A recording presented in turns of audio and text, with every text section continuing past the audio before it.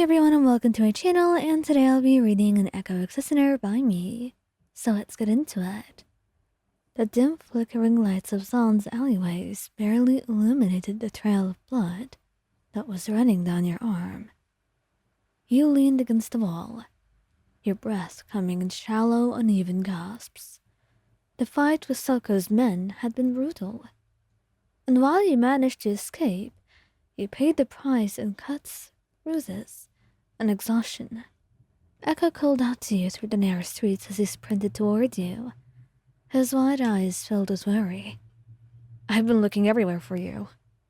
What happened? Selko's men, they caught me off guard.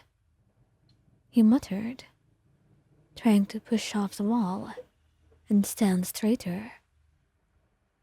Ekko caught you before you could stumble, his arm steadying you with surprising strength. Damn it, he shouldn't have gone alone, he said, his tone somewhere between frustration and fear. Let's get you back to the hideout. You didn't argue. Too drained to protest, and it was also the right thing to do. And so you let him guide you through the winding alleys. When you finally reached the safety of his workshop, Ekko helped you sit on a worn-out chair, grabbing a first aid kit from the cluttered shelves. Let me see that, he said softly, kneeling in front of you. His hands were gentle as he pushed up your sleeve, revealing the gash on your arm. His jaw tightened, but he didn't say anything, focusing on cleaning the wound. You're mad, aren't you? He murmured, wincing as the antiseptic stung. Damn right. I'm mad. You scared the hell out of me. What if you didn't make it back? He said, glancing up at you. I'm sorry, Ekko. I didn't mean to worry you. You said, your voice quiet, barely above a whisper. And his face softened, his hand brushing against yours briefly, before he continued bandaging the wound. I know. I can't lose you, Ion. You mean too much to me. You managed a faint smile, despite the pain. And I'm not going anywhere, Ekko. You're stuck with me. Don't worry about it. He chuckled softly, the sound easing some of the tension in the room. Well, that's good to hear. I don't think I could do this without you. And once he finished tending to your wounds, Ekko sat beside you, his arm draped protectively over your shoulders. Promise me you'll be more careful.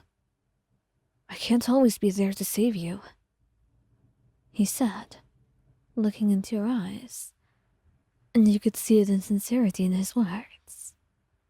A plea. He wanted you to promise him. He lingered on that hope. I promise. But I wouldn't mind being saved by you every now and then. Ekko smirked, shaking his head. You're impossible. Maybe that's what you love about me. And Ekko couldn't help but sigh, his arm remaining draped over your shoulders, a warm anchor in the chaos of the evening. The faint hum of his workshop filling the silence as your body began to relax, though the pain still lingered in the background. You're too reckless sometimes, he mumbled softly, breaking the silence, his fingers tracing on the edge of the fresh bandages on your arm. You know you don't always have to fight every battle alone, right? You sighed, leaning into him. It's not like I planned for this to happen. They cornered me, Ekko. I didn't have much of a choice. He shook his head, his lips pressing into a thin line. You always have a choice. To call for help, to wait for backup, to let me handle it when you can't. He paused, his voice dropping to a near whisper. Just don't do things on your own like that. His words struck a chord deep inside you. He'd always been independent, sometimes to a fault. And seeing the way that worry was etched into Ekko's face, it made you realize the toll it was taking on him too. I know, you have a lot on your plate. I didn't want to drag you into it. I thought I could help. You're helping. But it doesn't have to be like this. You're not dragging me into anything. I'm here because I want to be. It's our thing. We're firelights. Remember? Me and you. So you don't have to bear things alone. Don't shut me out. Ekko said, looking into your eyes, hoping that it will get through to you.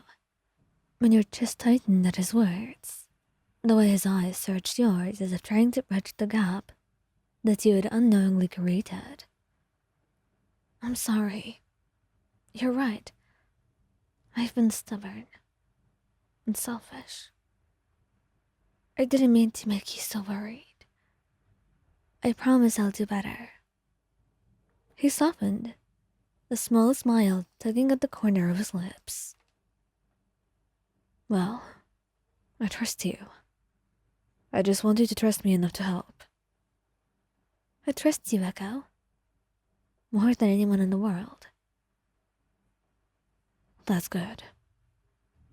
Because I'm not letting you go anywhere without me for a while. You're stuck with me, you know. A faint laugh escaped your lips. I can live with that. It doesn't sound so bad being stuck with you.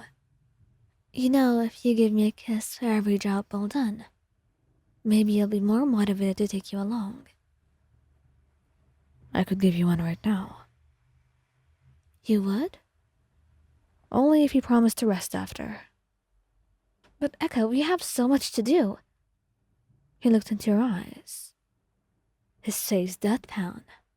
He was not backing down. Not on his little condition. But it was not so little to you. However, the promise of a kiss from Ekko was very tempting. And you found yourself sighing. Fine. I guess. Promise. I promise, Ekko. He smiled, and then cupped your face in his hands, and leaned in, pressing a soft kiss to your lips, just as he told you he would do. And there would certainly be a lot more to come, if you keep to your promise, and stop going off on your own.